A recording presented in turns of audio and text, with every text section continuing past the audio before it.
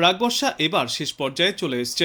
উপকূলের জেলায় হালকা থেকে মাঝারি বৃষ্টির পূর্বাভাস রয়েছে আগামী 48 ঘন্টায়।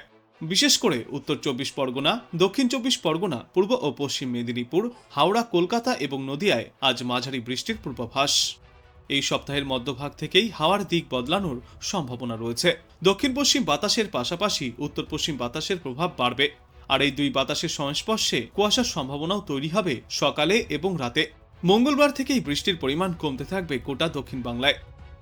অন্যদিকে উত্তরবঙ্গের ওপরের দিকের 5টি জেলায় আগামী 3 দিনে খুব হালকা থেকে মাঝারি বৃষ্টির সম্ভাবনাও রয়েছে। তবে এই মুহূর্তেই আর উত্তরবঙ্গের জেলাগুলিতে ভারী বর্ষণের কোনো পূর্বাভাস নেই। বুধবার পর্যন্ত বিক্ষিপ্ত বৃষ্টিপাত জারি থাকলেও উত্তরবঙ্গের জেলাগুলি থেকে এবার বিদায় নিতে চলেছে প্রাক বর্ষা। এবার ধীরে ধীরে কমতে থাকবে বৃষ্টির পরিমাণ এবং তাপমাত্রা। বুধবার থেকে বৃহস্পতিবার নাগাদ ভোর থেকেই হালকা কুয়াশার দাপট দেখা যাবে উত্তরবঙ্গের জেলাগুলিতে। এই সপ্তাহ থেকেই বাংলার আবহাওয়ায় আসতে চলেছে বড়সড় বদল, যা লক্ষ্য করা যাবে। আপাতত মৌসুমী বায়ুর প্রভাবে স্থানীয়ভাবে বিক্ষিপ্ত বৃষ্টি হচ্ছে বাংলায়, আর 2 থেকে 3 দিনে এই পরিস্থিতি চলতে পারে সমগ্র রাজ্যে। তারপর ধীরে ধীরে এবছরের মতো প্রাকবর্ষা বিদায় নেবে বাংলা থেকে। একই সঙ্গে বিহার, ঝাড়খণ্ড, ছত্তিশগড় থেকেও বিদায় নেবে প্রাকবর্ষা।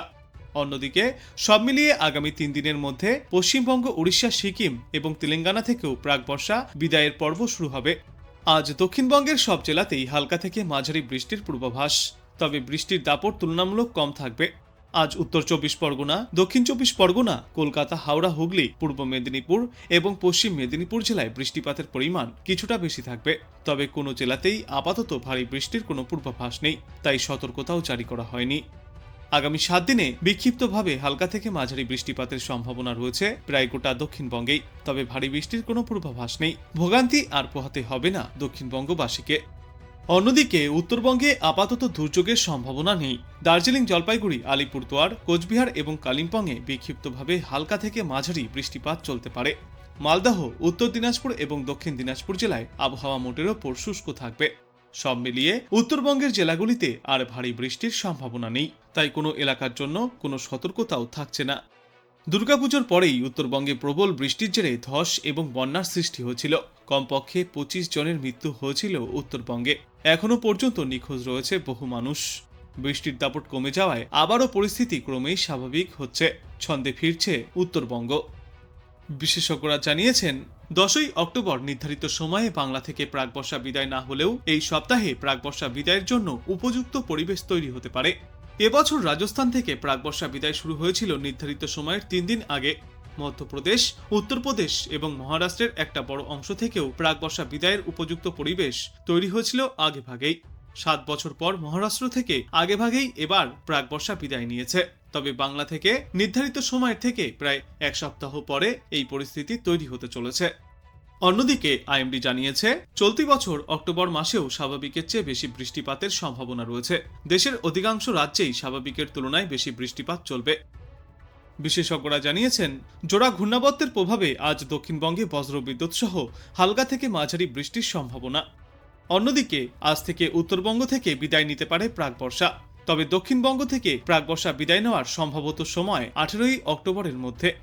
আর তার আগেই হাওড়া, উত্তর ও দক্ষিণ 24 পরগনা, পূর্ব এবং পশ্চিম মেদিনীপুর জেলায় বিক্ষিপ্ত বৃষ্টির পূর্বাভাস রয়েছে। যদিও ভারী বৃষ্টির সম্ভাবনা নেই বলেই জানিয়েছে আবহাওয়া দপ্তর। তবে বাতাসে জলীয় বাষ্পের প্রভাবে অনেক জায়গাতেই আকাশ মেঘলা থাকবে এবং বজ্রপাতের সঙ্গে বৃষ্টির পূর্বাভাসও রয়েছে, আর আর্দ্রতাজনিত অস্বস্তিও বজায় থাকবে। এরপর আগামীকাল থেকে ধীরে ধীরে কমতে থাকবে এই বৃষ্টির পরিমাণ। দক্ষিণবঙ্গের বেশিরভাগ জেলা থেকেই হালকা বৃষ্টির সম্ভাবনাও কমে যাবে। এই সোমবারের পর থেকে বাংলার কোনো জেলাতেই উল্লেখযোগ্য বৃষ্টিপাতের কোনো পূর্বাভাস নেই। অন্যদিকে উত্তরবঙ্গেও প্রাকবর্ষা বিদায়ের সময় চলে এসছে। দার্জিলিং, জলপাইগুড়ি এবং কালিম্পংয়ে আজ পর্যন্ত বিক্ষিপ্তভাবে বৃষ্টিপাত চলতে পারে, তবে আর ভারী বৃষ্টিপাতের আশঙ্কা নেই। এরপর থেকেই পাহাড় থেকে সমতল সর্বত্রই আবহাওয়া হবে পরিষ্কার এবং শুষ্ক। আবহাওয়া দপ্তর সূত্রে জানা গিয়েছে, আজ কলকাতা, হাওড়া, 2 24 পরগনা, 2 মেদিনীপুর এবং নদিয়ায় বজ্রবিদ্যুৎ সহ বর্ষণের পূর্বাভাস রয়েছে। পাশাপাশি 30 থেকে 40 কিলোমিটার গতিতে দমকাঝড়ো বাতাসও বইতে পারে। অন্যদিকে উত্তরবঙ্গের ওপরের দিকের জেলাগুলিতে কোথাও কোথাও বিক্ষিপ্ত বৃষ্টি চললেও আপাতত ভারী বৃষ্টি বা একটানা ভারী বৃষ্টির পূর্বাভাস নেই। মূলত আজ এবং আগামী কয়েকদিনে সমগ্র বাংলাতেই আংশিক মেঘলা আকাশ দেখা যাবে। বজ্রবিদ্যুৎ সহ বিক্ষিপ্ত বৃষ্টির সতর্কতা রয়েছে দক্ষিণবঙ্গের কয়েকটি এলাকায়। সবথেকে বেশি বৃষ্টি চলবে উপকূলবর্তী জেলাগুলিতে, আর এই বৃষ্টির পাশাপাশি থাকবে বজ্রবিদ্যুৎ এবং দমকা ঝোড়ো বাতাস। দক্ষিণবঙ্গে আপাতত বৃষ্টির পরিমাণ এবং ব্যাপকতা কিছুটা বেশি থাকবে উত্তরবঙ্গের তুলনায়। দক্ষিণবঙ্গে আজ বজ্রবিদ্যুৎ সহ বৃষ্টির সম্ভাবনা থাকবে উত্তর 24 পরগনা, দক্ষিণ 24 পরগনা এবং 2 মেদিনীপুর জেলায়। আর এই বৃষ্টির সঙ্গে দমকা ঝোড়ো বাতাসও বইতে পারে। কিন্তু আগামী মঙ্গলবারের পর থেকেই বাতাসে জলীয়বাষ্পের পরিমাণ ক্রমশই কমে আসবে। বৃষ্টির পরিমাণও কম হবে তাপমাত্রা, যার কারণে আবহাওয়ার পরিবর্তন লক্ষ্য করা যাবে।